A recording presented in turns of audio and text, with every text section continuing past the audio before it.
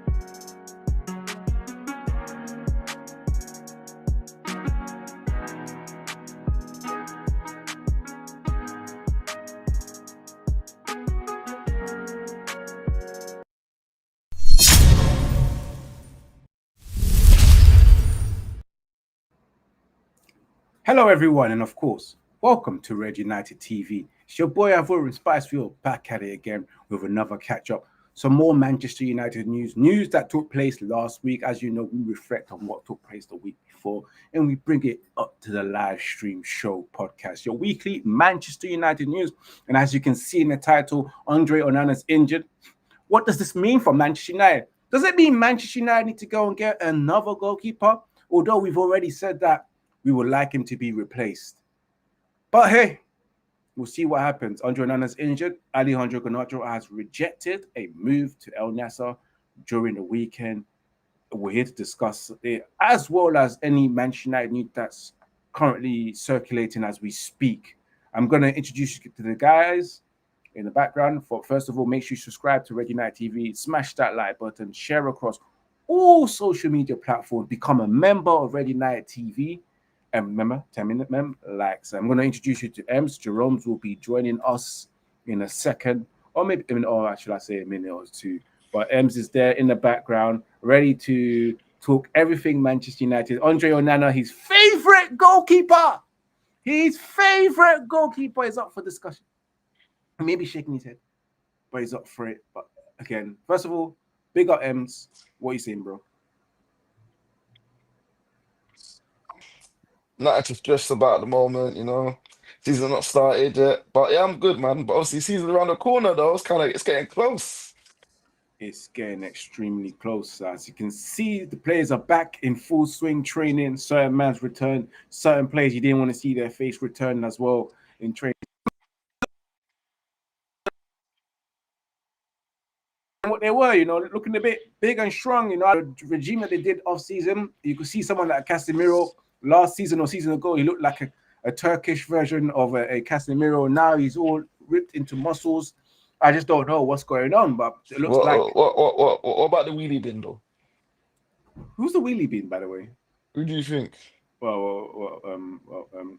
Luke Shaw or Harry Yeah, that's right. That's right. Luke Shaw. That's Yeah, right. yeah. That's right. Unfortunately, Luke Shaw doesn't look like he's in full shape. Sadly, but he's had the same size for I don't know, but we don't. Let's not talk about his size. But what's the chance of him being fit for the first game? I wonder. Anyways, I wonder. I reckon you'll get injured until the World Cup next year in America. It is what it is, man. Big up Jerome, who's just joined us as well. Jerome, what are you saying? Yeah, man. Yeah, Mr. Ruben Backer. What's this guy chatting about now? But yeah, man. Yeah, I'm all good, man. You know what you got to do is got to enjoy your summer. Not get too engrossed in the whole United transfer sagas because at the moment it's looking like we're just talking for the sake of talking and nothing's happening. But hopefully in the next week or so we get some movement on transfers. But apart from that, yeah, I'm just been enjoying the sun and just getting that work-life balance going.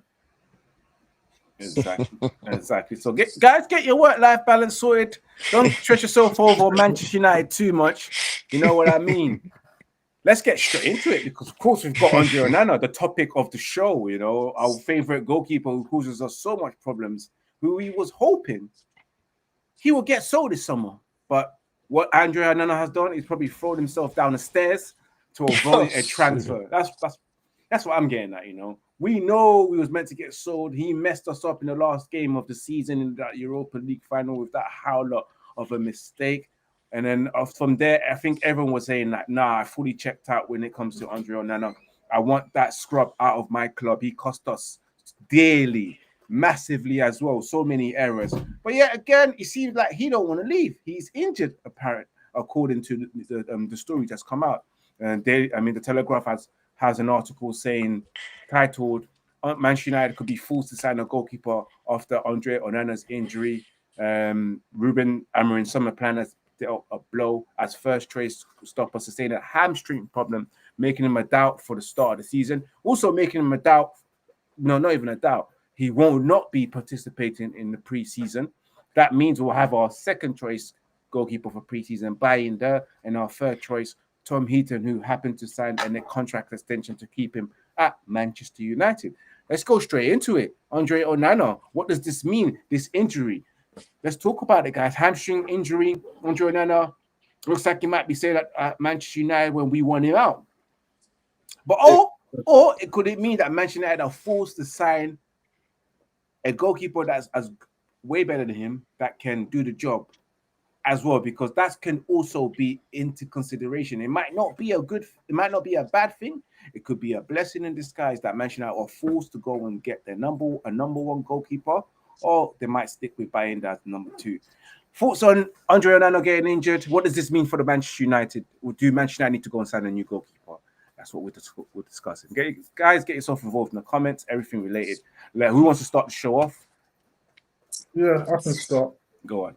You know what? The first thing I thought when I saw that injury was that he injured himself or he was involved in some sort of physical activity where he knew that he was going to be susceptible to injury, because we saw during his holidays that he was playing in midfield with his, I don't know if it was Cameroonian teammates or he was doing a little mini AFCON tournament, but he was playing in midfield and he was getting stuck in and it didn't look like no friendly. So I was just looking at it and thinking, why would you do that? Why would you put yourself at risk while on holiday for injuries? And it seems like he's just been doing that this whole summer. Then before you know it, he's got a hamstring injury. And from my understanding, it's not common for goalkeepers to pull up hamstrings, because it's not like they're going into all these physical battles in training. They're going to mostly be in goal. Obviously, they'll be doing fitness training, jogging and stuff like that. But there won't be that much physical contact with players. So when I'm seeing that he's getting a hamstring injury, I'm thinking, no, something's not right here. No, he's been doing something dodgy to force himself to stay. Because there's been a lot of speculation that we'd be looking to buy a new goalkeeper. And Onana's made it categorically clear that he doesn't want to leave the club. And we've seen it in the past with previous players that when they're linked to move away, all of a sudden they just get injured. So for me, something's up with this, because from Onana's 2 years at this club, I can't remember any long-term injury that he's had. Nope. Since he's been here. And we've been wanting him to get injured. We've been wanting him to get injured. He's always made himself available. I think there was a time where he delayed going to the AFCON to make sure he played. Yeah. So, but all of a sudden now, he's injured his hamstring and he's not available. So for me, I have the club need to look into that to see how he got himself injured, because I'm hearing reports that he could be out for up to 6 weeks, which means that he'll miss the start of the season, the actual season proper. So that shows that we need to get a new goalkeeper. We can't rely on Bayern there to deputise, because he's just as bad. So if finances are tight, we need to just see if we can get a good cheap alternative to help us out this next season. Even if it's like an old keeper, an old veteran that could do a good job. Like, it doesn't have to be like someone spectacular that we need to splash out on like Costa. Just getting someone that's got a good steady pair of hands, is a good shot stopper. That's all we need for next season. We're not looking to be challenging for Premier Leagues, and we're not in Europe next season. So we don't need to like be going extravagant with goalkeepers. Just get someone that we can rely on, and it's a reasonable price. And yeah, that should help us through because, like I said, we've got the 2 worst keepers in the Premier League. So we need to do something about it. We can't just be standing still and hoping that Bayern will bail us out. I hope Manchester United don't rely on Bayern there because from what we saw last season, it was looking shambles. Everyone that's watching, they got a guy called that says, is it Gikko or Geico that says I don't think he's injured. He's faking it. He also says that we have seen enough of Onana, new goalie, or same results as last season. Do you think your favorite goalkeeper Andre Onana is faking it? And if he is, or if he isn't, what's your thoughts on the injury itself, and what does this mean for Manchester United? Does Manchester United need to go and get a new goalkeeper, or stick with Bayern there? Well, how many questions was that? Is that 4 or 5 questions? Yeah, it's a full-on question, bro. Dissect it, innit? Pick up which one you want to answer, innit? That's what happens in interviews. To be honest with you, I couldn't care less if he's faking it. Secondly, the guy ain't good enough. Thirdly, it's carnage right now because he ain't good. The other keeper, man, there ain't better, blood. So it's like it's a blessing and a curse, bro. It's mad, bro. It's mad. Like, I don't want to see this high top guy. I told you about you can't have a high top keeper in goal, blood. It don't make sense, bro. You know what I'm saying? But you know, he's a barber playing in goal, bro. You know what I'm saying? It's mad. But all jokes aside, I do think that, you know, we need a keeper, but it's mad because I feel like obviously Cunha's a good type, but I don't think, in my opinion, the 2 priority signings for me is a goalkeeper and a striker, and we thought out 60 M's for Cunha. So that's kind of gives us a little dent. And now we got the big 5 where we're struggling to sell. So it's very hard, man. So I don't know. I think we need to just try and buy in the important position. So I think goalkeeper should be like probably second on the list if I'm honest. But you know, we have to just see how it goes. But everything about that keeper just gets me so angry because I just see some of the goals, yeah, that man lets in. I just think, raw. How's he not getting that? But we move, man. Listen, at the end of the day, we have to take our medicine and keep moving, man. You know, it is what it is. Hopefully, I know that obviously, but hopefully, you never know. A club might still want him, even though he's got a little hamstring in it. But it's wishful thinking. I think maybe next season we'll strengthen in the goalkeeping I think he's position. made sure that he's staying. No one's going to fork out for an injured keeper. Yeah, I agree. What a coincidence, you know, that he gets injured at this particular time during the summer transfer window.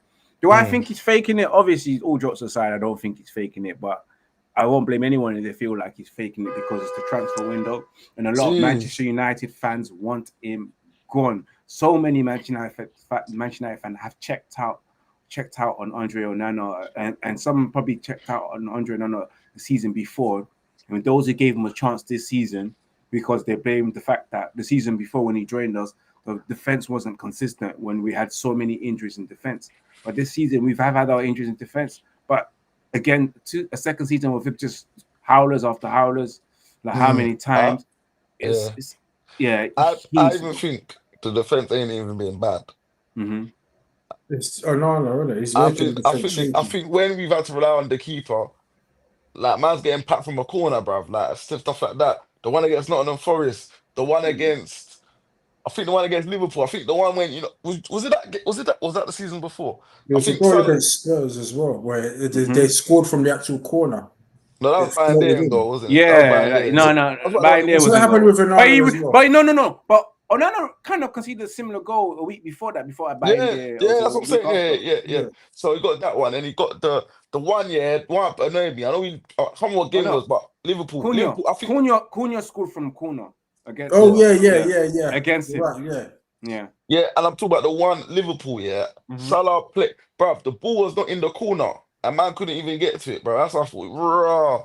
This man's probably eating proper hard food before a game, bro. Because yeah, but it's too many errors. Like that season, yeah, when he single-handedly got us knocked out of the Champions League, I'll never, ever, ever forget.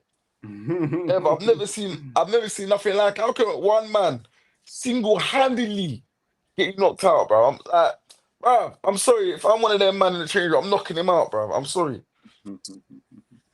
Big up Gecko that says that let's get this when we're done and a new That's goalie not and one happening, man. midfielder. And of course, Cunha scored a corner against Onana. Gecko also said that Stegen is also an option at Barcelona. What's your man's thoughts on that? Mark Stegen from Barcelona. I'm not sure he's available, but listen, if he's available, man, I'll take him. Bro, think about this, right? You could probably name, yeah, about 10, maybe 10, 12 goalkeepers in the Premier League that you think is better than the current one we got today. And we pay £50 million. So it's a bit of a mad one. You know what I mean? Because apparently he's meant to revolutionize us from the back, but the distribution's been He's not absolutely even fast from the diabolical. back. He's just as bad as De Gea with his distribution, punting it out for throw-ins and. Yeah, I think there's certain clubs, right, where you stick to traditions and we shouldn't do what others were doing by trying to have a keeper play from the back. And I think Man United is one of them clubs. We don't do that, blood. You know what I mean? We're predominantly we're meant to be like a transition. You know, the keeper gets it, throws out to the wide man, or we don't do it anymore. But you know what I mean? I just don't think there's just certain club traditions you just do not try and tamper. But you know, let me not get, because if I start talking about I get into something like that, and I said I ain't gonna do today, so we'll carry on. You might get there, you know. You never know. You never know what this show has. You You don't even know the type of topics I have after we cover our main topics as well. So we might trigger you to go to that corner there as well. But yeah, man. Yeah, on the Andre Onana out, man. In terms of a replacement goalkeeper, it's hard for me to think because, of course, all the good goalkeepers are all taken. Even Liverpool signed some. I think it's from Valencia, isn't it? Is it Valencia? Yeah. Who's going to be joining? Is he Hungarian? Is he? I think so. Hungarian or probably. Is it Slashvili? Something about Slashvili? Is it? Something Mavili or something like that. Yeah. It's either Serbian or or from Georgian or what country it's from. Yeah, but they've signed their goalkeeper for this season because, of course, Alisson Becker is getting too much injuries and Keller's gone to Brentford, isn't he? Exactly. So they're thinking ahead. You see, James Trafford. Yeah. Did Newcastle buy him or is he still available? No, it's still Burnley. It's still at Burnley, bro, not Newcastle. Yeah, we should try to get him. Well, I don't know, man. His physicality scares me, bro. His physicality scares me, bro. I don't know about that. Maybe we just need, for me, I don't know. Maybe something's just telling me we just need to go for a traditional Premier League proven goalkeeper. Well, Ramsdale does the basics right. Ramsdale, isn't it? Yeah, Ramsdale. Yeah, he's easily available from Southampton. He just got relegated. So we don't need to go for some spectacular goalkeeper, right? Oh, Mama, that's really we're not at that level yet. We just need a steady goalkeeper. But all this, I don't care about that. Just keep the ball out of the net and give it just like if you have to kick it long, bro, boot it long. I don't care. But we need to keep the ball out of the net. Yeah. Yeah, I think I agree. You know, we're not a team. We're not ready for all this passing out. And this is what we ain't got the players for that right now. Maybe that.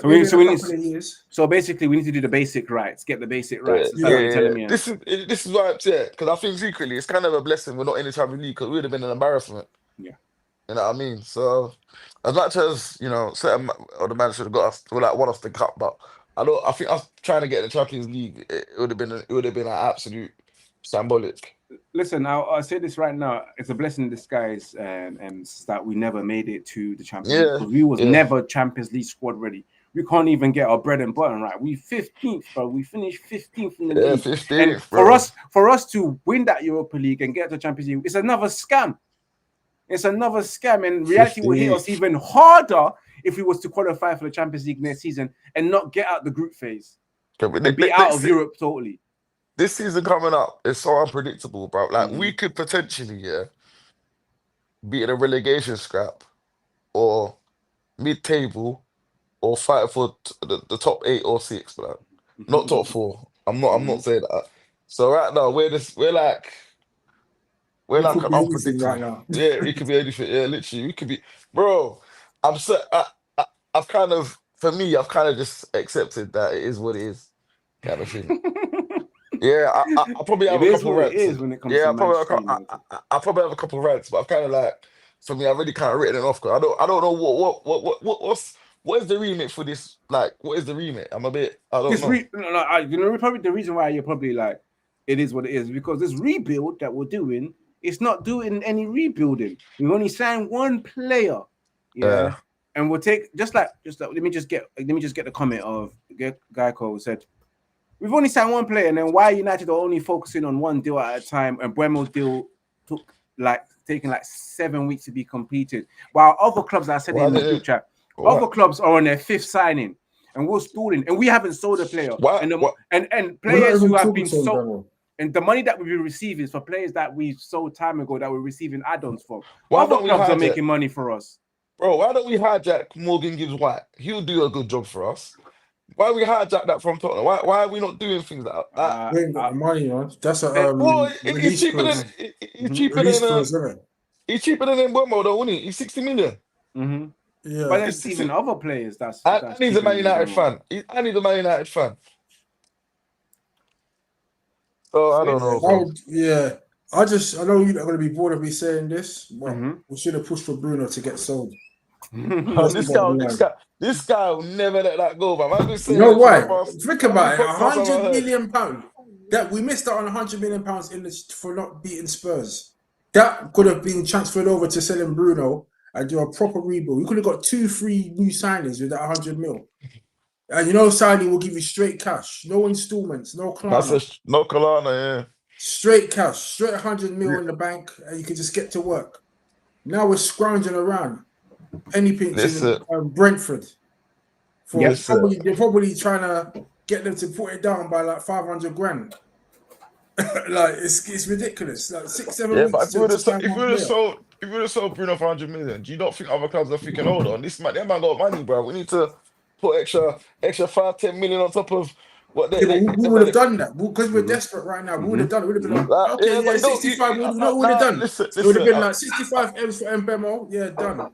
And then you could just be like, right, we've got our main 2 signings in. Now we've got time in the window to negotiate properly for the other players. But now we're losing time now. We're losing ground. So what's going to happen is we're going to get Mbeumo at the end of July. And then every other target we get, all of them are going to overcharge us because it's going to be like, you've had all summer to come to us for our players. Yep. Now you've come to us late. And 70 million. How are we going to find out our replacements for these players now? That's when they give him the dickhead tax. Yeah, but that's what happened with Anthony. That's what's going to happen. Yeah, I'm tired. Oh, sorry. And I just want to add on, even the manager has told the board, like, listen, I want all my players before pre-season. Arsenal have got all their players before pre-season. Chelsea have got all their players before pre-season. Man City signed about 5-6 players before the pre-season even starts. Obviously, they were preparing for the Club World Cup. But so many other clubs, our rivals, I don't even know if we can call them our rivals, because our rivals are not Manchester City, Chelsea, and Liverpool. We're looking at the other guys that finished in the mid-tables. Now you're looking at your Brighton. Even Brighton are too good for us, man. So, maybe the newly promoted teams that just come through from the championship are our rivals, considering where we finished. No, I can't lie to you, man. This is where we're at in life, man. Yeah. So yeah, Manchester United, in terms of the rebuild, that's why it's not been happening. It's not happening. And again, I keep pointing it out. People tell us that we have money. If we had money, we'll be on our 3rd signing or 4th signing. We are stuck on numero 1 signing and still trying to figure out number 2 signing with haggling over a couple of millions. And people are telling me we have money. And then after those 2 signings, I'm very sure that we're going to be hanging on the players we sell before we buy our 3rd player. It's not happening. This rebuild is not happening. And that's the reason why I feel like it's not the top 8 expectations for people. Needs to put that in the I ain't even gonna lie. I'm gonna be real. Like money's tight. Money's fully tight. My man, don't think we're rich. That We're money's rich, tight. innit? We're rich. I keep telling them we're not rich. I'm saying the signs are there. The signs have been there for years, but people still believe we have money because we went to buy Cunha for 62 million. No, we can afford to sign players for one or two players for 60 million. But look at us right now. We are haggling over a couple of millions with Aguemo. We haven't even moved on to our third target. But it's a thing. I feel like I'm just tired of my United being the bitch boys, bro. No, but Ems, can I ask you something? Mr. Ivorian. Ems, I didn't even finish. I didn't land. I want to ask a question as well. I want to land. All right, you land, and then I'll just say what I have to say. I'm tired of clubs saying a player's worth 40 million and they're talking about 60 million and they're not budging. And my guys like come and say, oh fuck it, we'll pay 60 million. So we're always fucking bowing down to these teams that I don't get. Like we're meant to be well, apart from when certain people are doing sound bites in press conference. Now we're meant to be a powerhouse in world football, and then we're being bitch boys to clubs like fucking Brentford, bro. It's fucking a joke. Excuse my language, but I had to swear, bro, to get out my frustration. Get me? I'm not buying no Man United jersey, brother, until I see improvement. I'm not buying this season's one. Maybe not even next season's one. I need to see improvements. Yeah, just to counteract that, we've been overpaying for years. Oh, here we go. You can't be trying to do these indirects. Who am I indirecting? Bro, who am I indirecting? Who am I indirecting, bro? Who am I indirecting? You're indirecting, talking about. What did I say? But it's sound bites. It's not sound bites. He's actually telling the truth. No, listen. Anyone can come into a press conference. He's been one of the most honest managers that we've had. It's not like, we had a good week. And then we get pammed by what? But hold on, Matt said the storm is coming, and then he finally sang the storm is listen. You're going like he was the only manager you've had to not say bullshit like this. Van Gaal was saying this from day one, bro. So don't. No, Van Gaal shouldn't have got sacked. You know my thoughts on Van Gaal. Listen, he's the one that we dropped the ball on. Well, basically, the point I'm trying to make is that if Brentford wants 60 mil. We need to pay the 60 mil or find someone else that's a suitable alternative. We don't want to go from this height for Mbemo and then go for an alternative that's already down there. Because what's the point? And there's so many. Say you go for another signing that's like 50 mil, but he's total shit. You might as well have just paid 65 for Mbemo, who's going to get what you want to get from him. You get what I'm saying? So if we've got a good plan Bs and plan Cs, then it's fine to walk away from it. But if we haven't, if Mbemo is the only person that we can go for, that's proven that we know that we can hit the ground running, just pay the money, pay what Brentford said, because it'll work out better in the long run, as opposed to wasting 50 mil on some deadbeat that's gonna fail. Well, that's just my thoughts on it anyway. I don't know. Me personally, you've made 2 bids, they rejected it, bro. Let's go, bro.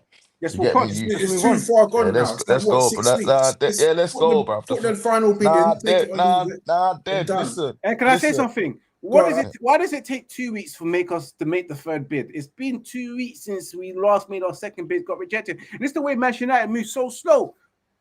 Bro, just offer them the extra 5 million and let's keep it moving so we can move on to our next target.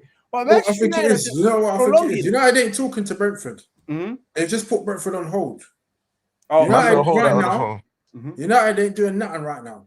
Well, right now we've got a little days waste away. They're not doing nothing. Well, Jerome, now we've got a little cool change coming to our bank. You know, selling the sell-on clause from Elanga and the sell-on clause from what's Alvaro Carrera or whatever his name is. The left back that the one that ETH let go. ETH sold last season for him to train Real Madrid the following season. You see what we've done? Drop the bag. No. You see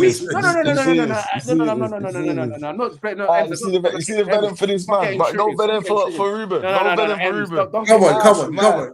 Don't get triggered. You would be annoyed. You would be annoyed if your manager sold a left back who's got the potential to play for the biggest club in the world. Could have been playing for us. And the season you sell him, we have an injury of left back. We had no left back. And then at the end of the season, the boy that you sold is linked to Real Madrid and joined Real Madrid. Did we not drop the bag there? Let me ask you a question. Let me ask you a question. Do we To know? the point that now we're relying on an injured Luke Shaw. We could have had Patrick Dogu and Avero, whatever his name is. He was Avero Fernandez when we knew him. Man changed his whole ID. He changed his whole identity. Listen. How do we know Ten Hag's the one that sanctioned it? That could have been above him. We don't know that. No, stop trying to defend. Because you know what, do you know what I'm saying? Because we heard that ETH was begging for McTominay to stay. He told the pool, don't sell him. We didn't hear that for Alvaro Fernandez. He didn't say, don't sell him. We heard the vocal news that he was even pulling him on substitutes just to show the board. Listen, McTominay got signed off. Remember, they got Regulon for him. And he didn't play him and sent him back to Spurs. Wow. You see, you two got so much venom for a man that's moved on. He's coach at Bayer Leverkusen, but when we talk about the current, he's not even. Let me finish. Let me finish. Listen to Rob. Let me finish. Let me finish. No, I was not finished. I was not finished. I was not finished.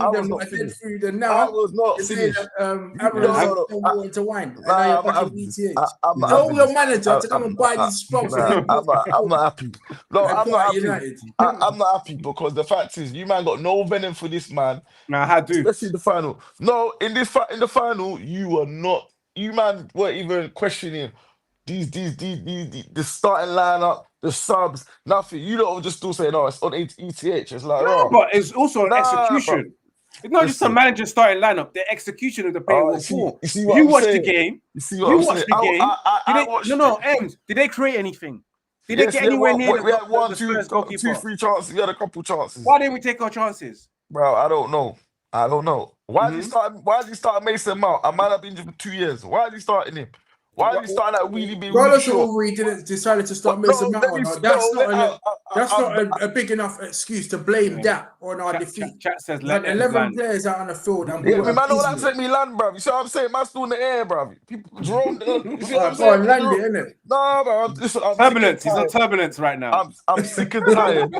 It's stuck in the storm. I'm sick and tired of the fact that this manager has proved he's not good, bro. He's not proved anything to me. Fair enough. I have no hope, no belief, bro. I'm telling you for a fact. Start this, because you're gonna clip it in the group chat. I just want to say you had no hope and no belief before Ruben Amorim came in. By the way, bro. Can I say my? I'm just telling you, you I'm can land. gonna let you know. Listen, come Christmas, bro. I'm signaling the plane. You can land. Come Christmas, he won't be here. I'm telling you, bro. That's fine.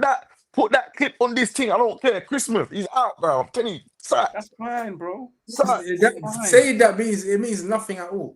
All right, you know what I'm saying? You like to. We usually say, he's going to be good at. Oh, I told you so. What's that going to do for the club? Nothing. Yes. Is it going to do nothing? What's going to happen? We're going to bring another manager in to manage the same set of players, and you're going to see the same results. And what's your excuse going to be? Listen. Oh, you're gonna say it's the players. It's the players. No. Oh, you're gonna blame he's not gonna blame the manager. He's gonna blame the players. No. It might be a manager that he likes. Listen, my be careful what you say here. This is gonna be getting clipped because we know right now that Amorim is already on thin ice. He's not getting backed, and it's inevitable that he's gonna get sacked. So when a new manager comes in, I want to see your energy. This club on the pitch. This club panicked, bro. Yeah. He should have been appointed. And I'm not saying it to be like, because Man United tradition, we don't play free at the back, bro. We're not that club, bro. We're that's not that Ineos decided that. That's true. They know what they was getting. They should never have employed this man. I'm not saying he's a poor coach, but I just think for Man United Football Club, we shouldn't be trading our traditional philosophy for a guy to come in and play free at the back. And then when he's gone, I bet you the money we're gonna go back to 4 at the back. It's a waste, bro. It's a waste. Well, I don't think Ineos are gonna do that. Amorim is good though. And also, let me just point out the fact that he said he should have never came here. The guy said the summer, bro. Oh he my was on the right time. God. Allow it, man. But let's just hold on the conversation. Smash that like button, guys, for those who are watching as well. Share across all social media platforms. It's available on audio platforms such as Spotify, Amazon, and Apple. Let's put a pause on this conversation because Ebbs is getting hot right now. Free at the back is his style, and it is what it is, man. And let's move on to Alejandro Garnacho. Because Alejandro Garnacho, who wants to leave Manchester United, has been one of those 5 players that said they want out. Who wants to leave? And Amrin told him he can go as well. Last Hold on. season. Wait. Let me No, land. I don't like the way you're set. I'm setting up the story, innit? All right, sorry. I I don't like the way you implied that. He was asked to leave. The man don't want him. Okay, sorry. Let me rephrase that. Thank you. Garnacho, who was told to leave in front of every Manchester United player in the dressing room after the Europa League final, based on his attitude and behavior, yeah. And then not recently he also informed Manchester United club, including Marcus Rashford, Jadon Sancho, Terrell Malacia, that he wants to leave Manchester United. He's been linked to moves away. We've heard that Garnacho himself prefers a move to a Premier League club. Al Nassr has recently inquired about Alejandro Garnacho, and Alejandro Garnacho has rejected the move to Al Nassr. You would have thought, even though teaming up with his idol, long idol, Cristiano Ronaldo, as we call him, Cristiano Ronaldo Jr., would be enough for him to say, I would join Al Nassr with a good amount of money, but with massive wages, I would say. But apparently, Garnacho wants to play in Europe, wants to play in the Premier League, most importantly. Your thoughts on that? Garnacho is staying put and does not want to go to Al Nassr. For me, I would have accepted the bid and I told him, you better go. I wanted to go. You don't know how badly I wanted the answer to get sold. 100% profit, because he only bought it for $500,000, and we can get someone that's more suited to Amarim's style of play. Because I don't see what the hype is with this Garnacho thing. He's coming. He's tried to copy Ronaldo, and the fans have bought into that for whatever reason. But he's nowhere near Ronaldo's level, and he's got the ego of Ronaldo, but he doesn't have the talent, temperament, or enthusiasm, and all those good adjectives that you can use to take on that Ronaldo mantle. And I'm going to stand by what I said a couple of years ago. At this rate, he's going to end up at Osasuna or a similar club, respectfully. And I'm just waiting for a suitable offer to come in, but it seems like no one's interested. When it's only Saudi that's interested in you, then that's telling you a lot. Yeah, where's the bids? Where's Chelsea's bid? He's apparently wants to stay in the Premier League. Chelsea are buying everyone but him. And you see Chelsea splashing the cash. Who else is there? Napoli. They were in for him in January, but it seems like they're stalling a bit on him now. And who else? There's not that much offers, are there, on the table? No, not really.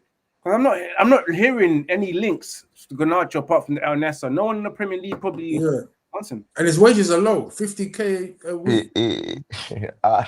You guys are funny. Wait. Oh, what? Are you back in the play that you used to diss all the time? You guys are funny. You guys the play that you used to diss. Garnacho. What you Garnacho in now? So stop doing up amnesia. You said it in 4K that Garnacho was dead food. Yeah. You did. First and foremost, right? The guy's a 20-year-old. The guy's a 20-year-old boy. Yeah, he's 21, I believe. 21. Whatever, 21, 2, whatever, right? 21, 20. Yeah. The boy has played way too many games than he should have, because he should not have played that many games. I don't believe he should have played that many games. That's a lot of pressure for a young lad. Yeah. No proper experienced pros around him. I'm telling you, there are proper experienced pros around him. This one, Is that what we're doing? Yeah, it's facts. Okay, so my night team is dead. Sorry?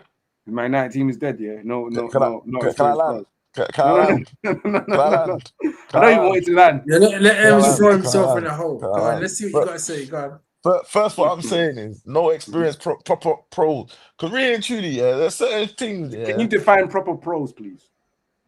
Can I finish? Then I just want to understand what you mean by proper pros, as in you got leaders in the dressing room, taking control of situations. So if man is doing what he's doing, man deal with him, bro. You know what I'm saying? Because we don't have that. You go to Liverpool dressing room, I'm sure Van Dijk's dealing with it, or Henderson back in the day or whatever. Or if you go to Man City, you got leaders, fam. We don't have that. We just got people. You see, people in our team care about themselves. They don't care about like the team. You can tell because how can man be do like, bro? We all know. I don't like to go harbour back to it, but the good old days, bro. Certain man get pulled in that dressing room, and you're laughing, but it's true. It's true though. Am I lying? No, you're not lying. Bro, Certain men get pulled in the dressing room. if Roy Keane weren't doing it, Beckham was doing it. Van Nistelrooy, like these, you could reel off nowadays. I just think now, in this modern day, these days, football players care about themselves, and it's all about them, innit? But back to Garnacho, I got a feeling man staying, blood. He'll be a Man United top come the end of the transfer window. I don't see where man's going. I think that I think out of the five, right? I think him or Anthony probably stay. The rest will go, in my opinion. No, seriously, I'm listen. I did say yeah, he's been dead food, but I don't really think it's all his fault. I don't think he's been developed how he should be developed. I feel like man's been like thrown in the deep end, like learning the job. Like yeah, I really had like work experience. You know what I'm saying? So what? So Eric Ten Hag threw him in the deep end real quick, yeah. See what I'm saying? No, but he's the one that gave him his debut. You see what I'm saying? No. Jerome, who gave him his debut? You see what I'm saying? Who made him play excessive amount of games? You see what I'm saying? You see what I'm saying? Amrin came in and put him on the bench. See what I'm saying? I'm just letting you know. Garnacho complaining that he didn't start in the Europa League final. So basically, Garnacho basically saying indirectly that he should be playing more. No, his point was, yeah, and I get it. Maybe she knows that, but his point is raw. I've started most of the games, come to the most important game. Why the hell am I on the bench for a guy for 2 years, bro? I ain't done nothing, bro. Ain't done jack. And you can't say what I'm saying is not true, because it's true. Is it not true? It is technically true. Just remember when you're explaining that that's his guy, yeah? Don't forget that's your manager. Mason Mount. Just don't forget that while you're explaining. What's that? Sorry?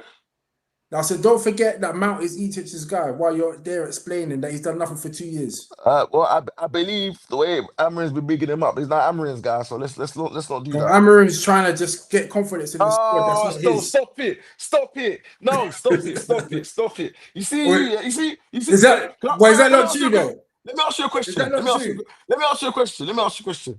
Go on. Jerome, why have you never ever criticized Amarin? I don't think I've ever heard you criticize this guy. You know what? I haven't criticized him. I don't like that. Do you want to tell you what? These same set of players have down tools with Oli, Ralph, ETH, and now Amarin. If I keep blaming managers for these players that are down in tools, we're going to have a repeat cycle. But you've been blaming ETH though. You've been blaming him though. Let me land because we let you land. That's why I've always maintained that these scrubs need to go first before we start thinking about changing managers. So even right now, even though Amarim is currently failing factually and statistically, he's failing. He hasn't been backed, and he's having to deal with players that can't play a system and players that don't even put in the effort and down tools.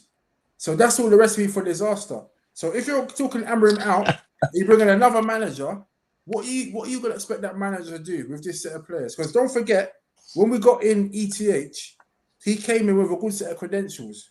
We thought he was going to come in and start sourcing and playing Ajax ball and getting us to Champions League semi-finals. He did none of that. So that should tell you all you need to know. And we gave ETH all what he wanted. Don't forget, he spent what, £600 million and couldn't get a tune out of these players. Yep. Amarin hasn't spent anything apart from 20 mil on Dorgu, which was in January, which obviously we know that historically the January transfer window is not an ideal market because it's harder for players to come in during mid-season to come in and hit the ball rolling straight away. So you're laughing because you know that it's true. No, so that's my main reason for not like blaming Amarin for everything.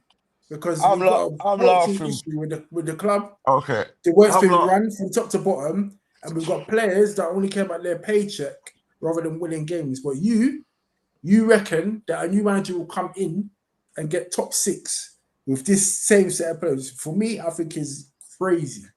Absolutely crazy. You see what I'm saying? You see people like you, right? You let certain managers get away with murder. I'm just telling you facts. No, I'm tired of it, bro. These guys can be held accountable. These formations, dead food. Never liked it. Go deal with it, bro. Because the fact of the matter is, when he gets rid of all these wingers, we're gonna get rid of him. I'm gonna have no wingers, and we have to go back to the market and buy wingers again, bro. But It's good rubbish. question. Ems, do you think he's been backed? Sorry, Do you think he's been backed though? but I think he's been backed. Because clearly Jerome said he hasn't been backed. Only 2 signings. How does the Amarin project happen if he's not being backed? I think he's been backed. I think he's been backed in a way of he's picked players that he don't want in his plans, and the club's backed him. That's fact. But they haven't sold them yet. Let me finish. You should be finished. Mm-hmm. They've backed him by exiling them 5 players. It's at the moment it's just hard to get them off the thing because their wages and whatever. May I interject? Exiling those 5 players. Sancho was gone before he started. Rashford was just playing shit. Malacia was injured and needed to move on and get some playing time. Who else is the other? The only person that's been exiled is Alejandro Garnacho And Anthony. Anthony went on loan because he wasn't getting any game time. You see what I'm saying? I've got another question for you. Oh, go on, man. Has Amarin been backed the same way that All right, go on. Louis van Gaal, Mourinho, Oli, and ETH have in their very first summer transfer windows? Why do you make David Moyes? You didn't say David Moyes. Excluding Moyes, because Moyes only got 1 signing in, and that was Fellaini. Two signings. The reason why I didn't mention Moyes because if it wasn't for Fellaini, Moyes would not have got nobody. 2 so signings. To go back to Don't his forget, former 2 club, Everton. signings. You got two signings. No, we got Mata, but that was in January. There's still 2 signings, though, isn't it? Yeah, but I'm talking about the summer transfer window. He has not been backed, yeah. So Let me change the wording. Let me change the wording. You need to change the word. I'm asking you. I'm changing the wording. Let me finish. You can't because you can't answer it, can you? I'm answering it, Jerome. Well, you're changing it. You're changing my question. Jerome, if you could give me a answer it, go on. Look, the same way in WhatsApp you could edit your words. I'm editing it. Mm-hmm. So let me finish. I'm saying. Put your own screen on it. Go on. Listen, I'm saying, yeah. Obviously, he's not been backed as well as the others. Obviously, you got due to. That's what I needed to know. Due to restrictions and stuff in it. But you know what, Jerome? I'm not gonna say nothing in it. Yeah, we're gonna see. See what I'm saying? We're gonna see. Yeah, because you know he hasn't been backed. We're taking he hasn't. 7 weeks to buy him Bemo. We can see that the clubs are absolutely shambles right now. Then leave. Let him go. Leave. Yeah, I've been calling for Amarin to walk. doesn't rate Amarin at all, man. I can't lie to you. No, I don't. No, it doesn't rate him at all. You No, blame I him don't. for everything. I don't blame him. I'm not All blaming all of 11 years of negligence on Manchester United. Everyone can Amarin's see fault. it. Everyone can see that you're not rating Amarin at all. I don't rate him. I don't rate him. I don't. It's personal. It's not personal. It's not personal. I've never. It's always been about on the pitch. I don't make anything personal.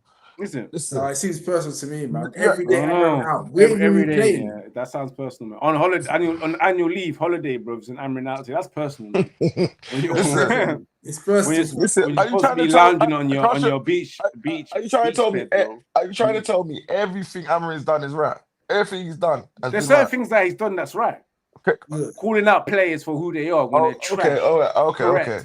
So you think he's done?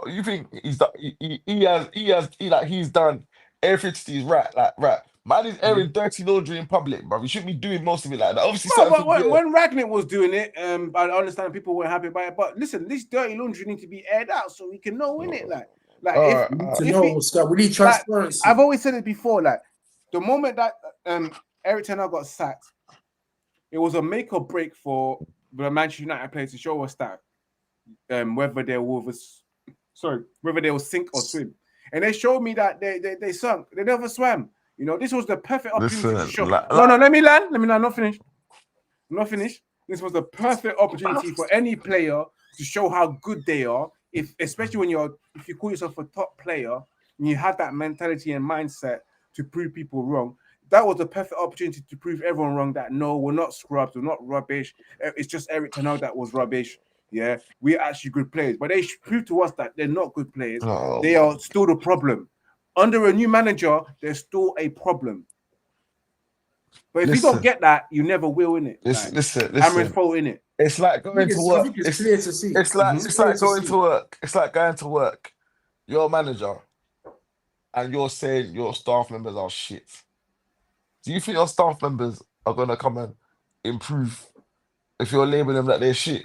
Now let me answer No. your question. Can I ask you a question? Alright. Big top players who get told they're not Right. good enough, have the mentality to prove to people, yes, I am, and I will show you.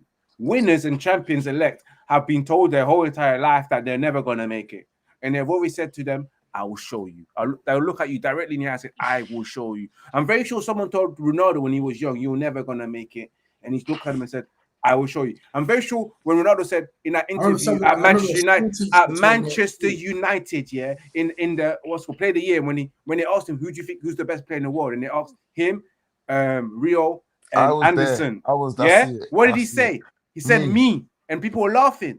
He said, I will show you. Now, Jerome, what was you about to say about your teacher that told you that he was never going to make it? I was about to say, like, there was a time when in secondary school, our head teacher at the time, Miss Farrell, one of my, I think it was my maths teacher, said that.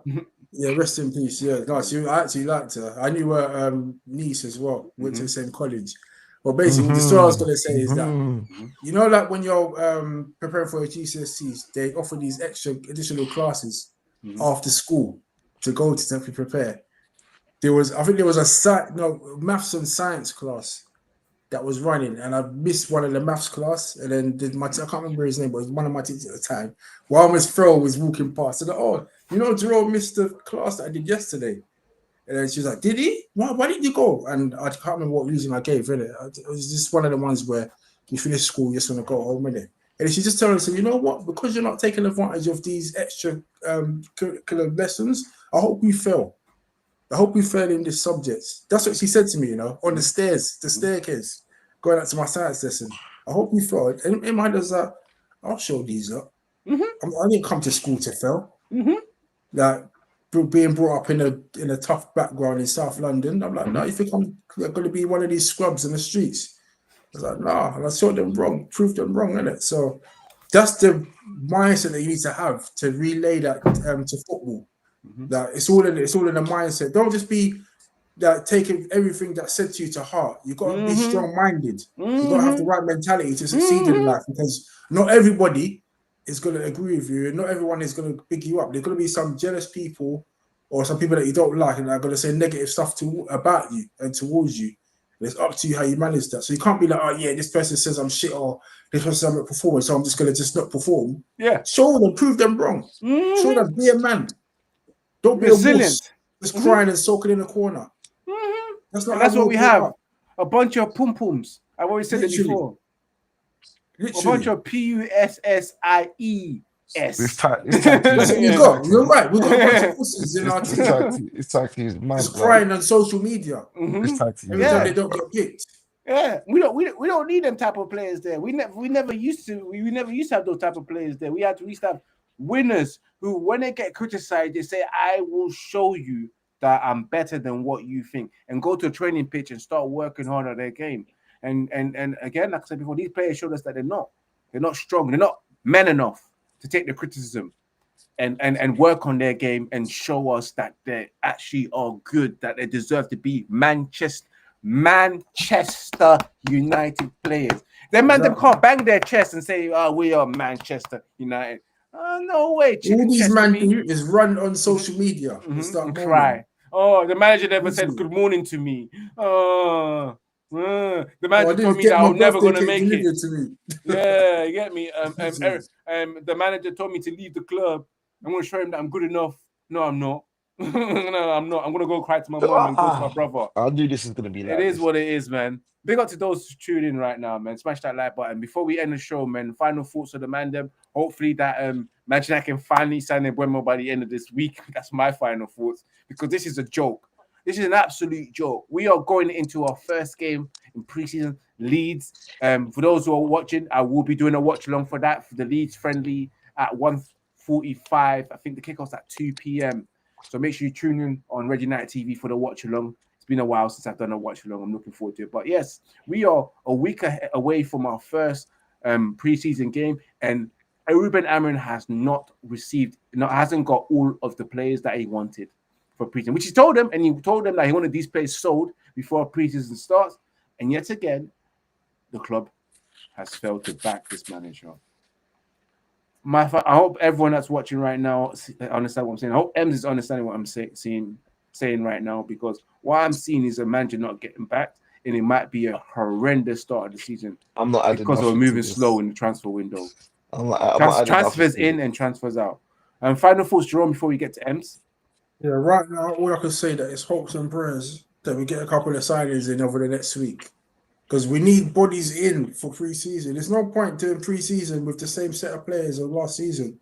We need new players coming in that's more familiar with the way Amon wants to play, and to use that as something to build on for the new season.